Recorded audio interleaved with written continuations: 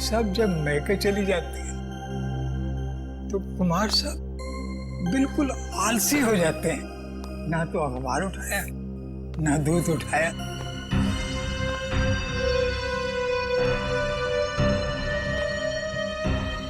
ये ली।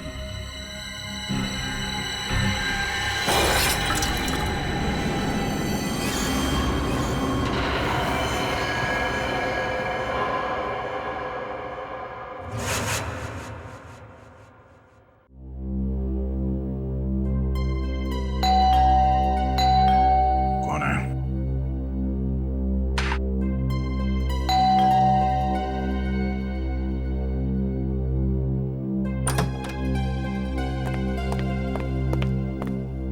अरे फ्रेडी, सुबह सुबह यहाँ पे क्या बात? अरे ठीक तो, परेशान लग रहे हैं। आप बहुत लकी हो सर। तो ये तुम्हारी परेशानी है? अच्छा हुआ आपने शादी नहीं की, बल्कि मैं कहता हूं किसी ने भी शादी नहीं करनी चाहिए। ओह, तो लड्डू खा के पछता रहे हो आप? बीवी से तू मैं करके आ रहे हो यहाँ पे? हाँ, तू मैं? अरे सर, मेरे घर में सिर्फ मैं चलती है। क्या हुआ? क्या एग्जैक्टली?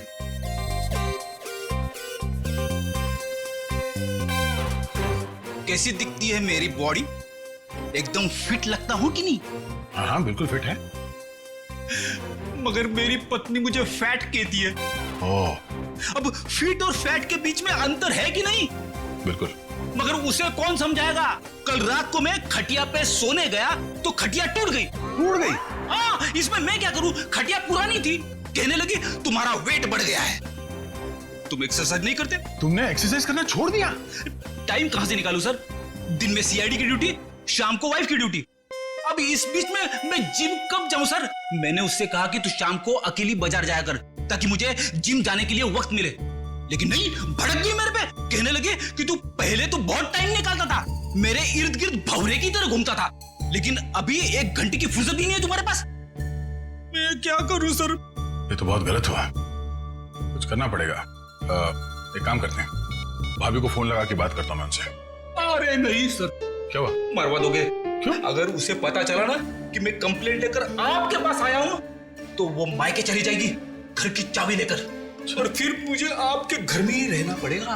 ओह, मतलब मामला सीरियस है, रिस्क नहीं ले सकते हैं। क्या करेंगे? सिवाय अफसोस के मैं तो कुछ नहीं कर सकता। मेरे पास एक उपाय है। क्या?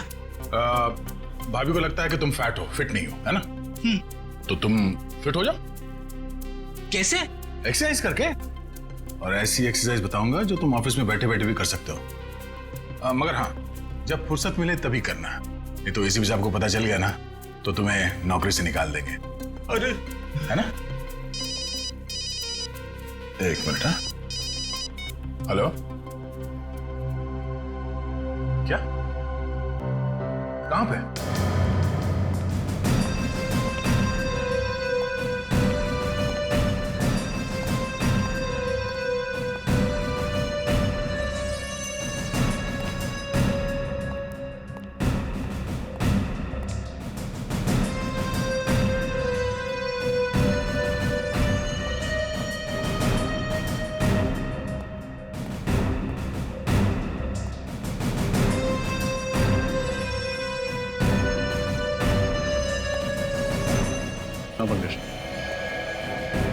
इस बेचारे के बारे में सोच रहा हूँ सर। जिस कैंची से इसने अपने बाल कटाए उसी से अपने प्राण गंवाए। सर, मुझे तो बाल कटाने में डर लग रहा है। सर, एक और एक बात है, यहाँ पे इसके गले पे पाउडर जैसा कुछ लगा हुआ है।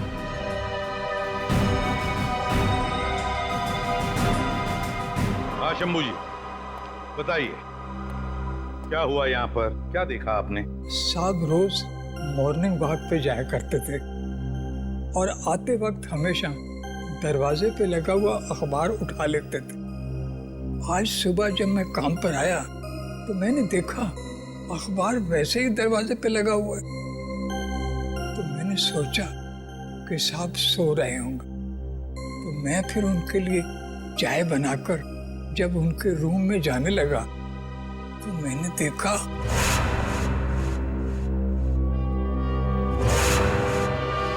बड़ी अजीब बात है ना, जिस कैंची से कुमार जी के बाल कटवाए वही कैंची नाई ने उनके छाती में भोंक दी।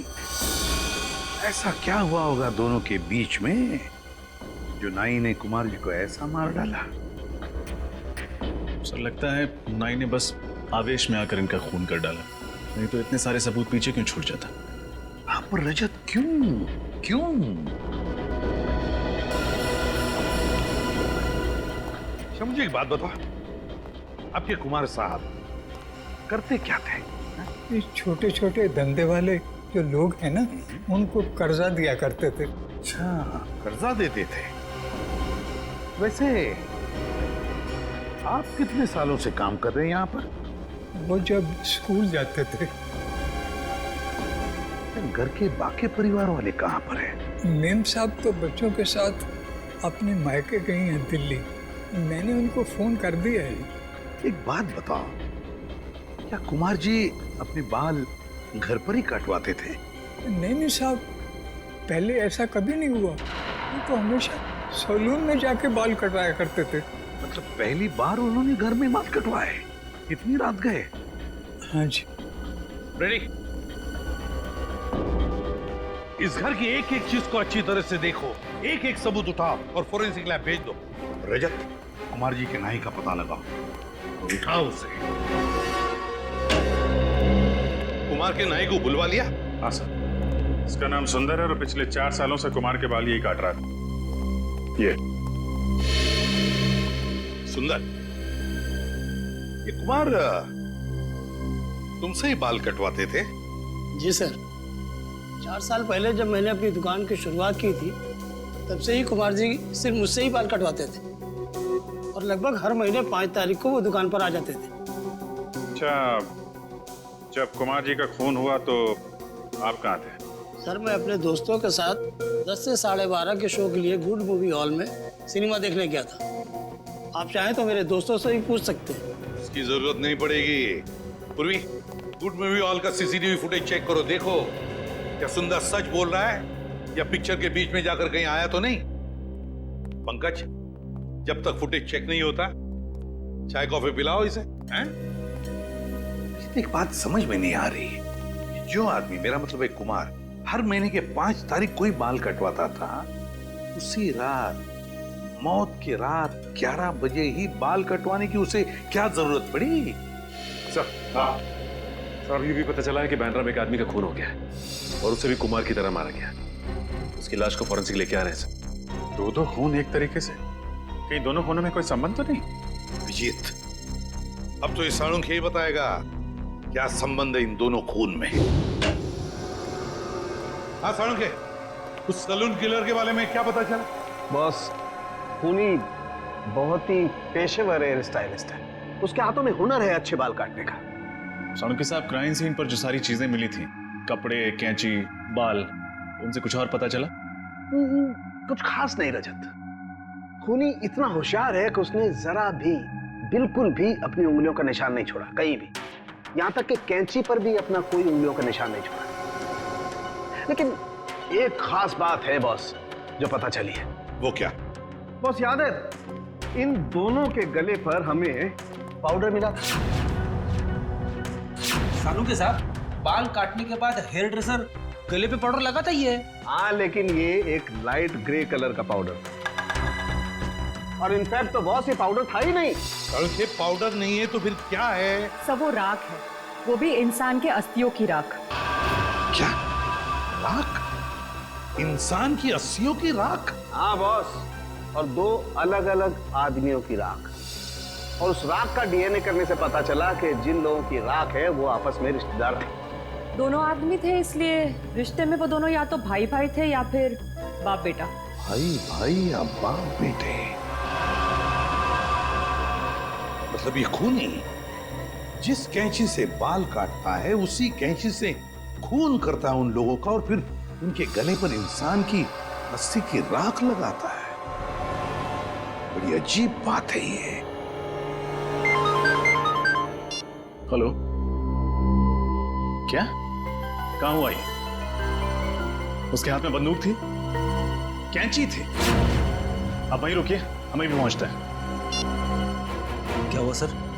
कहीं कोई ऐसी लाश तो नहीं मिली है? अभी तक तो नहीं। सर, एक औरत का फोन था। किसी आदमी ने पार्किंग लॉट से उसके हस्बैंड को अगवा कर लिया। उसके हाथों में कैंची थी। अगवा करने वाले के हाथ में कैंची थी? कैंची? तो फिर रजत यही है, ये कैंची वाला हमारा खूनी, यही है ये हेयर स्टाइलिस्ट, सलून किलर।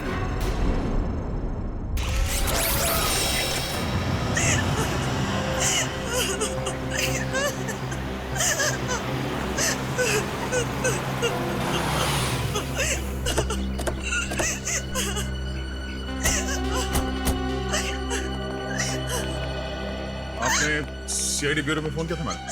हाँ सर, मैंने ही फोन किया था। सर, वो लोग मेरे पति को ले गए सर। मेरे पति को बचा लीजिए सर, बचा लीजिए मेरे पति को। एक मिनट मैडम, शांत हो जाइए। आप ठीक से बताइए हुआ क्या? कौन ले गया आपके पति को? मुझे नहीं पता सर, मैंने उसे पहली बार देखा था। उसने अपने मुंह पर रुमाल बांध रखा था। मेरे पति जैसे ही गाड़ी से निकले, पता नहीं कहां से वो सामने आ गया और मेरे पति के मुंह पर रुमाल रखकर उन्हें बेहोश कर दिया। मैंने उन्हें बचाने की कोशिश भी की सर, लेकिन उस आदमी के हाथ में कैंची थी। ये देखिए सर, उसने मुझ पर भी वार किया, सो मैं डर गई और उसने मेरे बेहोश पति को गाड़ी में बिठाकर पता नहीं कहां ले गया। सर, मेरे पति को बचा लीजिए सर, बचा लीजिए सर मेरे पति को। एक मिनट।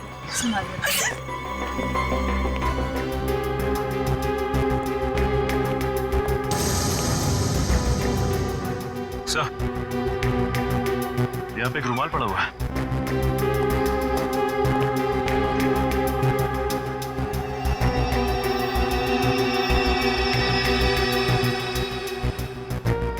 मैम, क्या ये कपड़ा इस्तेमाल किया गया था आपको पति को बेहोश करने के लिए? हाँ सर, ये वही कपड़ा है। सर, क्लोरोफॉर्म का इस्तेमाल किया। लगता है सैलून किलर बड़ी तैयारी के साथ आया था यहाँ पे। Saloon killer? ये सैलून किलर कौन है? इसका मतलब वो मेरे पति को भी मार डालेगा। देखिए प्लीज, आप चिंता मत कीजिए। उससे पहले कि वो आपके पति तक पहुंचे, हम उसे ढूंढ निकालेंगे। देखिए मैडम, आप ये बताइए कि जब वो लोग आपके पति को गाड़ी में डालकर ले गए तो आपने उस गाड़ी का नंबर देखा? कुछ याद है आपको?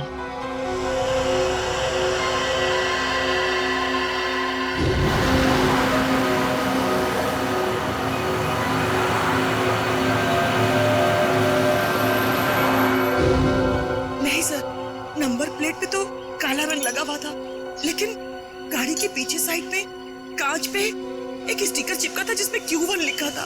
Q1? क्या उस स्टिकर पे कोई म्यूजिकल साइन भी बना हुआ था? हाँ, श्रेया, तुम इस Q1 के बारे में कुछ जानती हो? हाँ सर, Q1 एक दुकान है जहाँ गाड़ियों के म्यूजिक सिस्टम्स बेचे जाते हैं।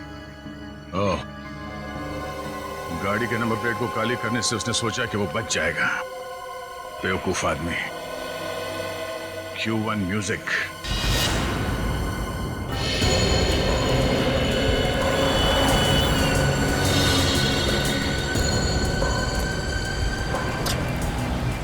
ठीक है, बोलिए सर, मैं आपको किस तरह का म्यूजिक सिस्टम दिखाऊं? हमारे पास में वैसे हर बड़ी कंपनी का है, जो आप चाहें मैं आपको दिखा सकता हूँ। वो सब छोड़िए सर, ये बताइए पहले, ये गाड़ी कौन सी है आपकी? सीआईडी की गाड़ी है। सॉरी सर, पहले बताना था आपको। अरे यार, तो फिर फटाफट देख के बताओ अपने रिकॉर्ड में कि लेस्कॉट गाड़ी में आपने कुछ लगाया म्यूजिक सिस्टम वगैरह? जी सर। जी हाँ सर, इस तरह की 4 गाड़ियों में मैंने ऑडियो सिस्टम फिट किया है। सिस्टम का जवाब नहीं सर, मार्वलस। इसकी जितनी भी तारीफ कर रहे हैं सर, बहुत ही कम है। इसका नंबर देंगे आप? नंबर निकालिए। निखिल, पता करो ये गाड़ियां किसके नाम पे रजिस्टर्ड हैं और इनके पते क्या हैं। इन्हीं में से कोई है। सर, सब जगह देख लिया, बस ये आखिरी जगह बची है। हाँ निखिल, पिछले 3 जगहों पे तो कोई सुराग नहीं मिले। देखिए यहाँ कौन मिलता है। अरे, ताला लगा हुआ है।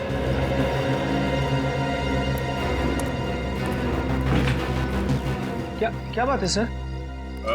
हम लोग सीआईडी से हैं। हमें मिस्टर सुमुख से मिलना है। उनके नाम पे गाड़ी रजिस्टर्ड है XY35 MT645 घर पे नहीं है क्या वो? साहब मैंने सुना था कि वो 2 महीने पहले ही मर गया था। क्या? सुमुख 2 महीने पहले मर चुका है? जी साहब। और आपको? सर मेरा नाम सनी है सर, मैं इसी खुली में रहता हूँ सर। मैंने सुना था कि दोनों बाप बेटे ने आत्महत्या कर ली थी, बेचारे दोनों इसी खोली में जल के मर गए थे। ये सब कैसे हुआ? आप लोगों ने बचाने की कोशिश नहीं की?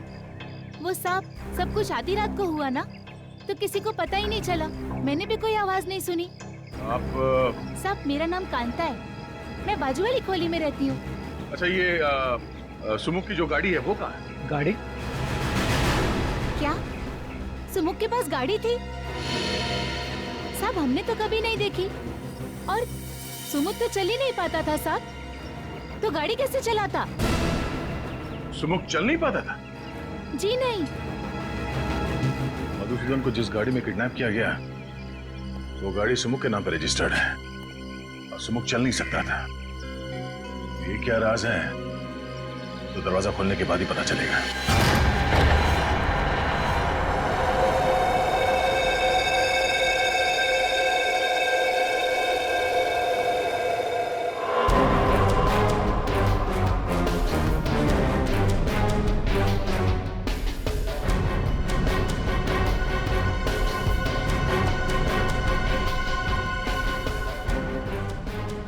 जलकर आत्महत्या कर लेते हैं। जब तक दोनों जलकर पूरी तरह से राख नहीं हो जाते, यहाँ पड़ोसियों को कुछ पता तक नहीं चलता। बड़ी अजीब बात है। मतलब सर आपको शक है कि सुमुख और उसके पिता ने आत्महत्या नहीं की, उन दोनों को किसी ने जला के मारा था और अब कोई उनकी मौत का बदला ले रहा है? हाँ, और वो आदमी सुमुख का कोई करीबी दोस्त हो सकता है या फिर उसके पिता का कोई करीबी रिश्तेदार। लेकिन एक बात है। वो कैसे? डॉक्टर सालुंके ने हमें बताया था कि मिस्टर कुमार के गले पे जो राख मिली थी वो 2 अलग-अलग लोगों के थे और दोनों रिश्तेदार थे। तो हो सकता है कि दोनों बाप बेटे हो। सर इसका मतलब वो राख सुमुख और उसके पिता की है? हाँ मुझे शक तो है, पर कंफर्म करना बहुत जरूरी है। एक काम करो, डीएनए टेस्ट के लिए उनके बाल उठा लो यहाँ से और बाथरूम से टूथब्रश और घर की अच्छी तरह से तलाशी लो, देखो कुछ मिलता है।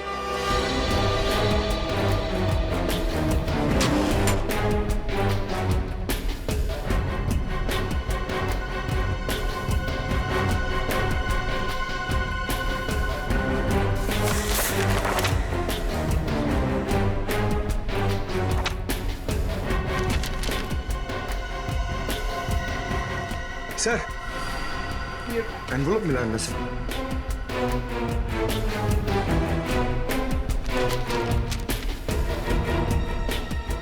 ये तो लोन एप्लीकेशन है, golden finance loan application form. Golden finance और प्राइवेट फाइनेंस कंपनी है, कोई बैंक नहीं है। और ये फाइनेंस कंपनी का लोन एक्नॉलेजमेंट लेटर 2 महीने पहले का है। सुमुख के मरने से 2 महीने पहले का। क्या पता चला? तो सुमुख के घर से जो टूथब्रश और बाल के सैंपल आप लोगों ने भिजवाए थे, उसकी डीएनए टेस्ट की रिपोर्ट आ गई है। और नतीजा? Perfect match. दोनों लाशों के गले पे पाई गई राख सुमुख और उसके पिताजी की ही है। मतलब मेरा शक सही निकला। कोई तो है जो सुमुख और उसके पिता की मौत का बदला लेना चाहता है। लेकिन सर ये समझ में नहीं आता कि मिस्टर पार्थ और मिस्टर कुमार को मारने से पहले उन्हीं ने उनके बाल क्यों काटे? एक क्राइम सीन को एक सैलून का रूप क्यों देना चाहता? अगर सबसे पहले हमें यह पता लगाना चाहिए कि ऐसे कौन करीबी लोग हैं सुमुख और उसके पिताजी के जो उनकी मौत का बदला लेना चाहते हैं, और फिर इन दोनों ने आत्महत्या ही क्यों की? सर ऐसा भी तो हो सकता है कि किसी ने उन दोनों को मार डाला हो और आत्महत्या दिखा रहा हो। और सर मिस्टर पार्थ और मिस्टर कुमार को खूनी ने उनके घर में ही मारा, लेकिन मिस्टर मधुसूदन को उसने अगवा कर लिया जानबूझ के।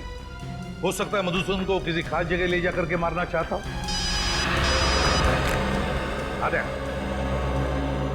अच्छा, गोल्डन फाइनेंस कंपनी। ओके ठीक है। सुमुख ने मरने से पहले गोल्डन फाइनेंस कंपनी से लोन लेना चाहा था, गोल्डन फाइनेंस कंपनी।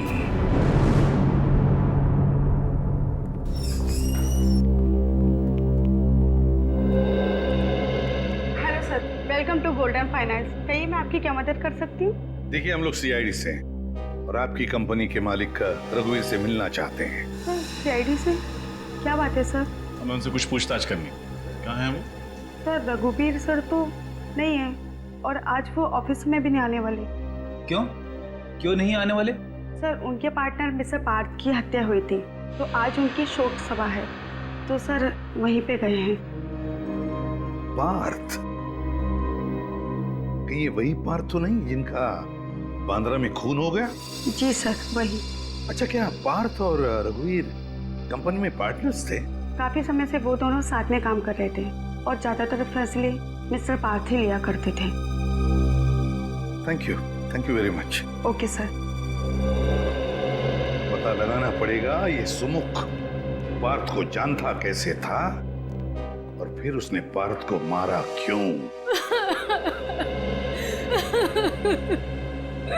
मैं बिल्कुल अकेली रह गई।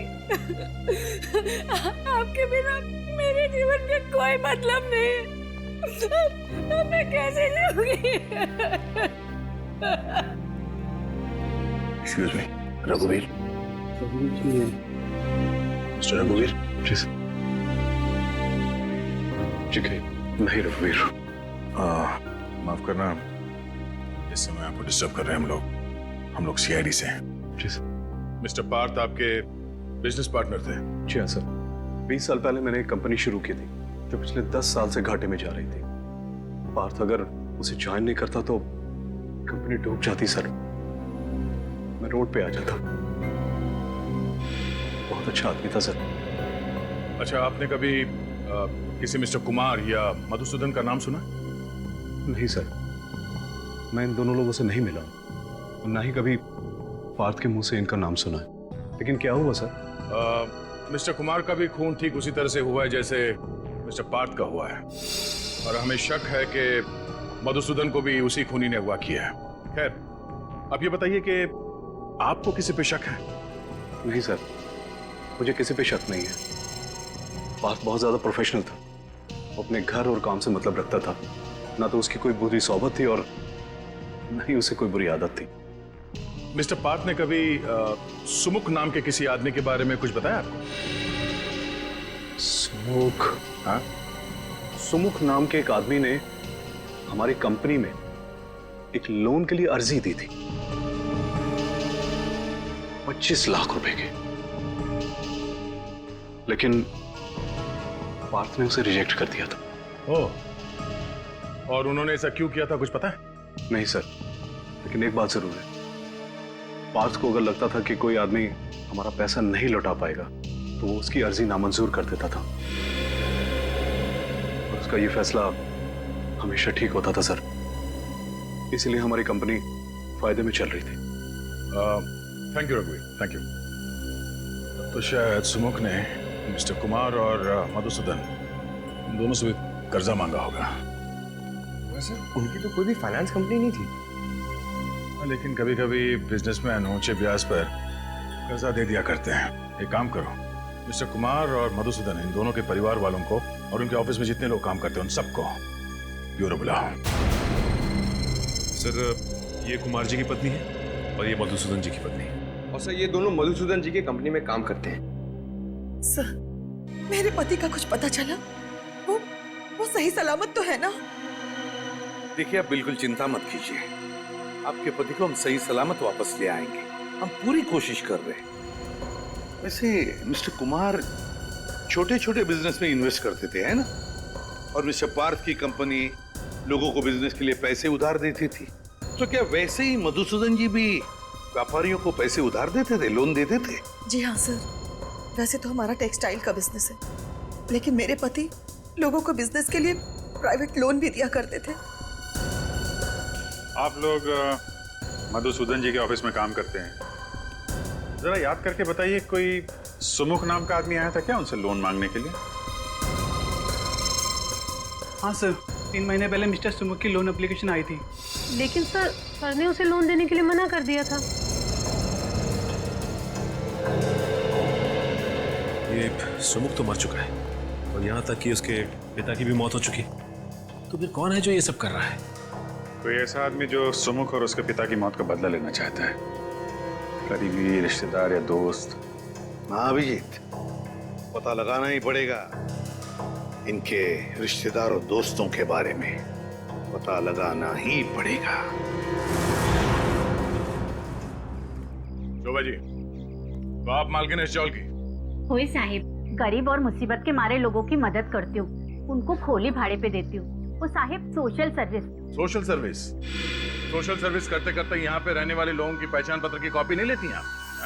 राशन कार्ड वगैरह कुछ नहीं मिला हमें यहाँ से जिससे सुमुख और उसके पिताजी के बारे में कोई जानकारी मिल सके? अरे साहिब, सब गरीब लोगों के पास किधर होता है पहचान पत्र? आपके पास उनका कोई फोटोग्राफ है? नहीं साहिब, सुमुख और उसके पिताजी 4 महीने पहले आए थे। साहिब, उसका लड़का विकलांग था, ठीक से चल भी नहीं पाता था। मैंने तो उसको खोली देके उसकी मदद की। साहिब, वो बाप बेटा दोनों जलकर मर गए। अरे उसके बाद पुलिस का कितना लफड़ा झेला मैंने। अच्छा, आप लोग यहीं पे रहते हैं? किसी को तो इस खोली में आते जाते देखा होगा? नहीं। और आपने? सर मैं तो यहाँ 3 महीने पहले ही रहने आया हूँ। मुझे तो कुछ भी मालूम नहीं है। साहिब, ये सच बोलता है, ये तो अभी रहने को आया है। वो दोनों बाप बेटा ना किसी से बात नहीं करते थे, कोई रिश्तेदार दोस्त कोई उनको मिलने नहीं आता था। अच्छा, आप लोगों ने कभी उन्हें बात करते हुए सुना या फिर किसी का नाम का जिक्र करते हुए सुना? याद करिए। हाँ साहब, मरने से 3 दिन पहले रात को बाप बेटे में खूब झगड़ा हुआ और किसी बात को लेकर बहस भी हो रही थी। कैसी बहस? वो सुमुख अपने पिताजी को किसी कागज पे साइन करने के लिए कह रहा था और उसके पिताजी चिल्ला चिल्ला कर कह रहे थे कि मैं कोई साइन नहीं करूंगा। सर शायद सुमुख अपने पिताजी से किसी लोन के कागजात पे साइन करने के लिए कह रहा हूँ, गारंटर के तौर पर या किसी चीज को गिरवी रखे और उसके पिताजी मना करें इस बात के लिए। हो सकता है निखिल, पर अब भी सवाल वही है कि आखिर वो कौन है जो सुमुख और उसके पिताजी की दर्दनाक मौत का बदला लेना चाहता है? ये सलून किलर आखिर है कौन? ये कैसे हो सकता है अभिजीत? 4 महीने से सुमुख अपने पिताजी के साथ उस चाल में रह रहा है और फिर भी किसी भी पड़ोसियों को उनके बारे में कुछ पता तक नहीं। सर पड़ोसी बता रहे थे दोनों बाप बेटे में बनती नहीं है, बहस होती रहती है, इसलिए सुमुख के पिताजी ज्यादातर घर के बाहर रहते हैं और ये सुमुख अपाहिज होने के कारण घर के अंदर। बाप बेटे किसी से बातचीत भी नहीं करते। सर बाप बेटे के आपसी झगड़े से किसी का क्या लेना था? और कोई इन्हें जला के क्यों मारेगा? और फिर खूनी ने मधुसूदन को क्यों किडनैप किया? और अगर किडनैप किया भी है तो छुपा के कहां रखा होगा? हेलो जी हाँ, कहाँ पे? Okay, thank you very much. Sir, जिस कार में मधुसूदन को किडनैप किया गया था उसका पता चल गया है। अभी थोड़ी देर पहले उसे गोमती नगर चाल के पास पाया गया है। तो फिर अभिजीत, मधुसूदन को भी वहीं पे छुपा के रखा गया है, गोमती नगर। गोमती नगर।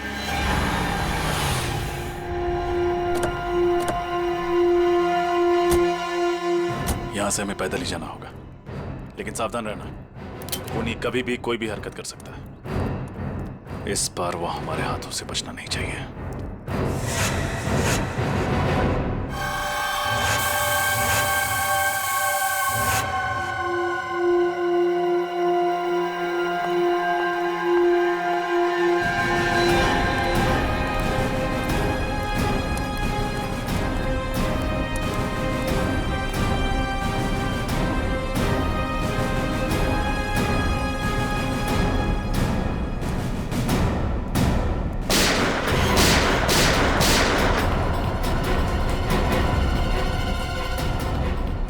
पंकज, तुम से किसी ने गोली चलाई? नहीं सर, मैंने तो गोली नहीं चलाई।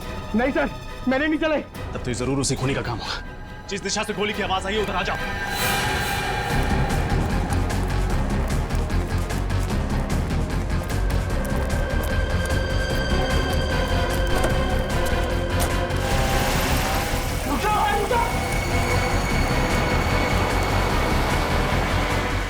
Q1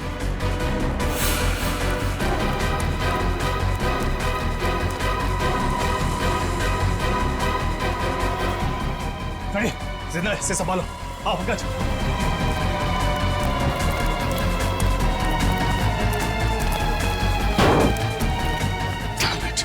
मोनी को पता चल गया था कि हम यहाँ पहुंच चुके हैं। वापस चलो।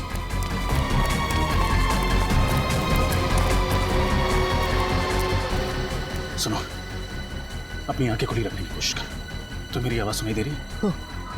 वो कौन था जिसने गोली चलाई? और वो तुम सबको मारना क्यों चाहता था?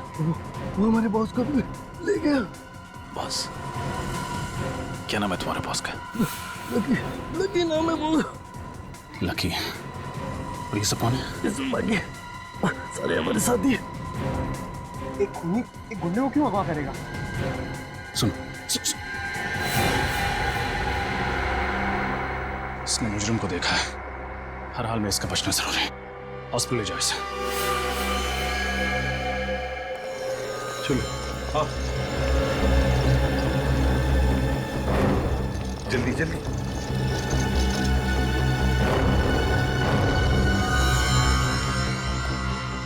आप लोग यहीं ठहरिए, इसका ऑपरेशन करना होगा।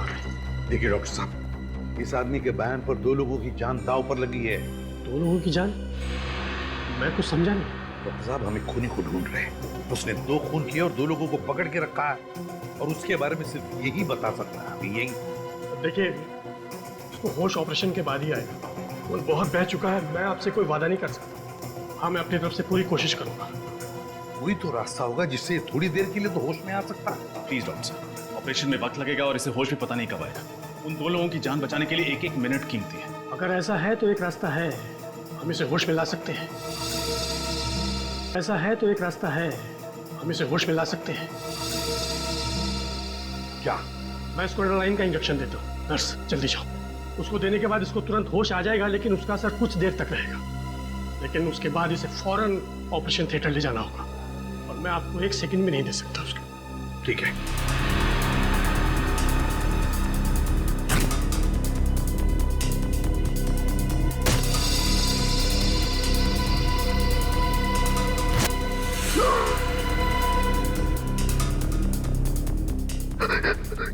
क्या हुआ? मैं कहाँ हूँ? चौल में किसी ने तुम पर गोली चलाई थी। कौन था वो आदमी? सुमुख का भूत लकी भाई को उठा ले गया। सुमुख का भूत? हाँ, लकी भाई ने उसे मार दिया था। अब वापस आ गया। ये बेहोश हो गया है। इसको ऑपरेशन के लिए ले जाना होगा। चलो।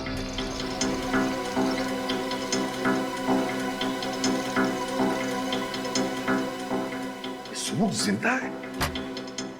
उसी की तो राख मिली थी ना कुमार और पार्थ के गले में। तो फिर ये सुमुख जिंदा कैसे हो सकता है? अगर सुमुख जिंदा है तो वो राख थी किसकी? और इस वक्त सुमुख कहाँ है? इसका जवाब तो वो अकाउंटेंट देगा। लकी का सबसे विश्वासु अकाउंटेंट। उठाओ उस अकाउंटेंट को।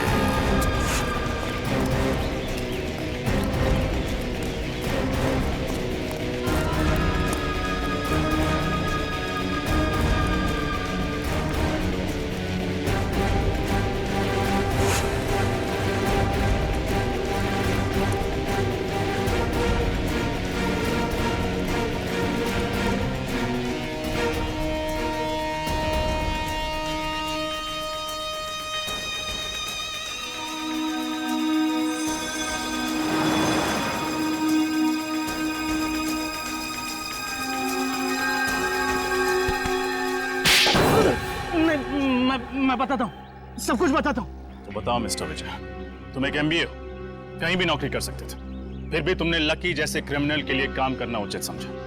उसके गैर कानूनी धंधों का हिसाब किताब तुम ही संभालते हो ना? हाँ, मैं ही संभालता था। इस सुमुख के बारे में क्या जानते हो? सुमुख? उसने तो लकी भाई से 25 लाख रुपए उधार लिए थे, लेकिन समय पर रकम लौटा नहीं सका। और उस वक्त लकी भाई को शहर में अपने नाम की धाक जमानी थी, इसलिए उन्होंने सुमुख और उसके पिताजी को मरवा दिया। लेकिन आप सुमुख के बारे में क्यों पूछ रहे? वो तो एक छोटी सी मक्खी। जिसे तुम एक छोटी सी मक्खी कह रहे हो, उसने लकी को अगवा किया, उसके सारे आदमियों को मरवा दिया। एक अपाहिज ने तुम्हारे लकी भाई को खत्म कर दिया, समझे तुम? अपाहिज? कौन है अपाहिज? सुमुख तो अपाहिज नहीं था। क्या? सुमुख अपाहिज नहीं था? नहीं, लेकिन चौल में सबने बताया था कि वो अपाहिज था। नामुमकिन है। जब वो लकी भाई से उधार मांगने के लिए आया था तब मैं वहां पर मौजूद था। किस लिए मांगने आया था वो पैसे? वो नई दुकान खोलना चाहता था और अपने पिताजी के लिए नया घर लेना चाहता था, लेकिन वो अपने पैरों पे चलकर वहां पर आया था और अपने पैरों पर ही वहां से गया। सरफिरी है कौन जो नकली सुमुख बन के घूम रहा है, जबकि असली सुमुख अपाहिज था और अपने पिताजी के साथ जल के मर चुका है कौन ये बहरूपिया? अच्छा, तुम्हारे पास उस आदमी का पता है जो लकी से पैसे मांगने आया था? हाँ है।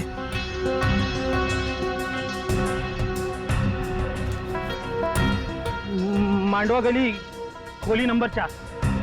मांडवा गली खोली नंबर 4। ये तो वही चौल है जहां पे हम लोग जाके आ चुके हैं। ये वही जगह है जहां लकी ने अपने गुंडों को भेजा था सुमुख और उसके पिताजी को जला के मार डालने के लिए। एक मिनट, मेरे पास उस नई जगह का भी पता है। सुमुख ने दुकान बनाने के लिए इस जगह को भाड़े पे लिया था। 12 मयूर चौक, नविहार लेन। नविहार लेन, उसकी दुकान चलते हैं।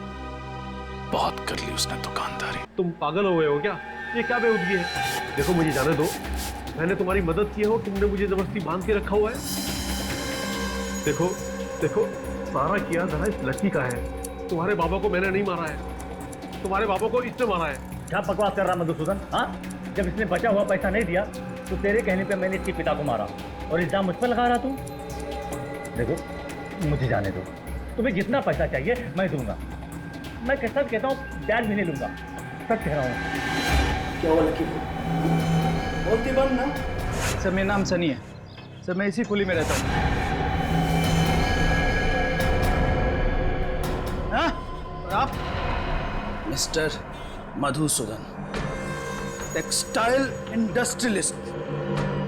कितनी उम्मीद लेकर आया था ना मैं तुम्हारे पास। मैं तो बस एक छोटा सा सैलून खोलना चाहता था। अरे भीख मांगने नहीं आता तुम्हारे पास, उधार मांगने आया था। पूरे कागजात नहीं थे मेरे पास बैंक से लोन लेने के लिए। मजबूर तुम जैसे प्राइवेट इन्वेस्टर्स का दरवाजा खटखटाना पड़ा। पर तुम जैसे लोग खून चूस लेना चाहते हो हम जैसे गरीबों का। नहीं, लेकिन मैं ऐसा...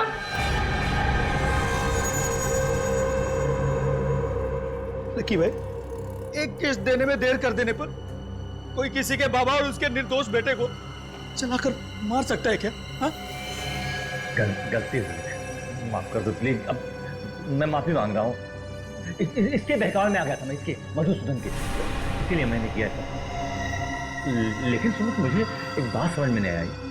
मैंने तुम्हें और तुम्हारे पिता को जलाकर मार डाला था, तुम जिंदा कैसे बच गए? तुम्हारे बेवकूफ गुंडों ने मुझे नहीं मारा, मेरी जगह मेरे निर्दोष अपाहिज भाई को जलाकर मार दिया, समझे? क्या तुम्हारा छोटा भाई भी था? मेरा छोटा भाई भी था, वो चल नहीं सकता था। आखिर क्या दोष था मेरे भाई मृदुल का? उसको सुमुख समझकर इसके गुंडों ने चलाकर मार दिया। मधुसूदन, तुम ये सोच रहे हो ना कि आखिर अभी तक मैंने तुम्हें जिंदा क्यों रखा है? क्योंकि तुम मुझे अच्छा आदमी समझते हो और सिर्फ चेतावनी देकर छोड़ना चाहते थे। तेरी वजह से मैंने अपने पूरे परिवार को खो दिया है। तुझे बहुत बड़ी सजा दूंगा। तेरी आंखों के सामने मैं लकी का खून करूंगा ताकि तू देख सके कि मरते वक्त कितना दर्द होता है।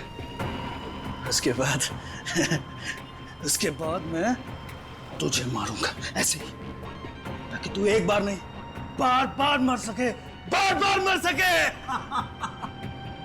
तुम ऐसा नहीं कर सकते लकी, तुम कुछ करो। हाँ मधुसूदन, मैं करता हूँ तुम्हारे अपने लिए कुछ। हाँ देखो प्लीज मुझे छोड़ दो प्लीज। सुमुख, सीआईडी, आप लोगों को इस जगह के बारे में किसने बताया? लकी के अकाउंटेंट, और तुम्हारा खेल खत्म।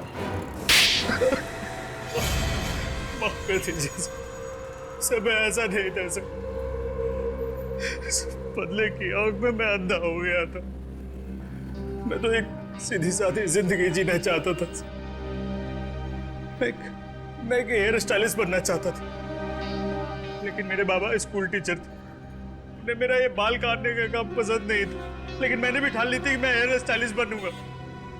जब मैंने एक सैलून में नौकरी करना शुरू किया, मेरे बाबा ने मुझसे रिश्ता ही तोड़ लिया था। और तुम्हारे पिताजी शोभा जी की चौल में चले गए रहने के, और तुम भी उनके पीछे पीछे वहां चले गए और उसी चौल में रहने लगे। हाँ सर, जैसे ही मुझे पता चला कि बाबा और मृदुल वहां रहने लगे तो मैं भी वहां शिफ्ट हो गया।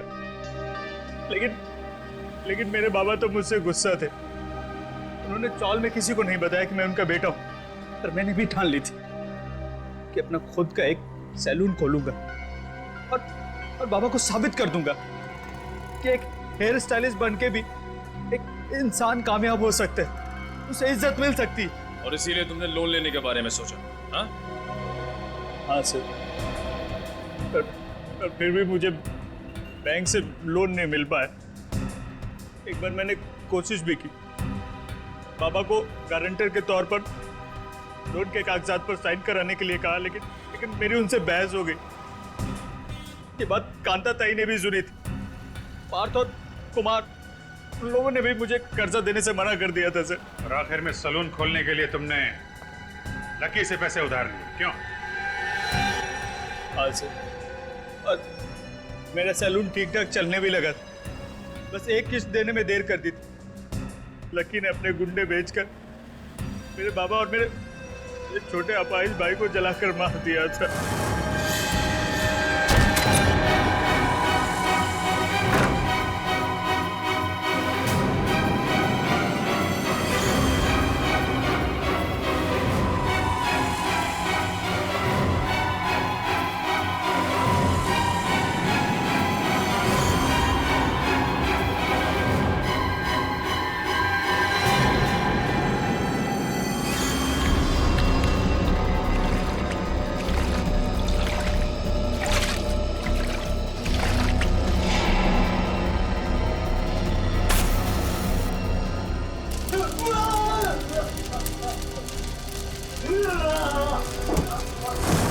और दुनिया के सामने तुमने अपने भाई की जगह खुद को मार डाला। हाँ सर, मुझे मेरे पिताजी और मेरे भाई की मौत का गम बहुत सता रहा था। मुझे चैन से नींद नहीं आ रही थी, इसलिए मैंने बदला लेने की ठान ली थी। फिर मैंने उनको एक कमाल का हेयर कट दिया। सबको मैंने एक एक करके मार डाला। जब तक फांसी का फरमान नहीं आ जाता, जेल में बैठ के दूसरे कैदियों को हेयर कट देते रहना। और तुम लोगों को भी सुमुख के पिता और उसके भाई के खून के इल्जाम में फांसी ही होगी।